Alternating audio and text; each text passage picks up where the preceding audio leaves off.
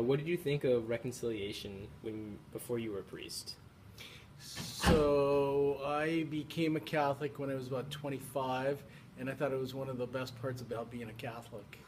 It's a great place to kind of come clean and start over and get a fresh start on things and be able to talk to somebody with a compassionate ear about things that you're not comfortable talking with just anybody with. So I thought it was probably the best part of becoming Catholic when I first became Catholic.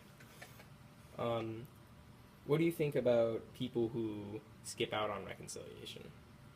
Well, I think it's too bad because they're missing out on a great deal that they should try to take advantage of it because it's like I say, there's people's consciences bother them no matter whether they don't think they should or whatever. So it's a good thing to have some sort of mechanism by which you can get rid of those feelings. How powerful do you think reconciliation is?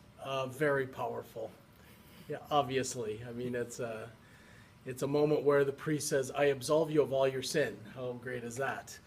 All your sin, get to start with a whole clean slate. That's pretty powerful, if you ask me. Let me just say this: we live in a culture that dishes out a lot of shame. Yeah. Okay, and so this is a great chance to be able to get beyond your shame. We've got that song, the Holy Spirit, You Are Welcome Here, one that says getting rid of all your shame. Mm-hmm. That's a best place to do that is in the confessional. How do you know what guidance to give people when they confess their sins? Oh, I suppose a lot of years of experience talking to people. You don't actually have to give advice. It's a good idea to. It's a good pastoral choice to. The main point of it is to hear it, to give them an absolution, or rather give them a penance to do and then give them absolution. But most often it's probably a good idea to give a little bit of advice to help them, or just to encourage them, to say hang in there, keep working at it, and that kind of thing. Do you prefer the face-to-face confession opposed to the communal confession pre-Vatican II?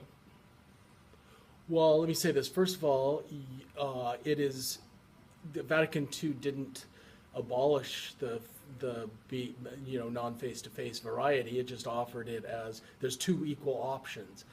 It doesn't say prefer one over the other. But if you're asking me personally, if I'm going to confess to somebody, I think I'd rather see them face-to-face.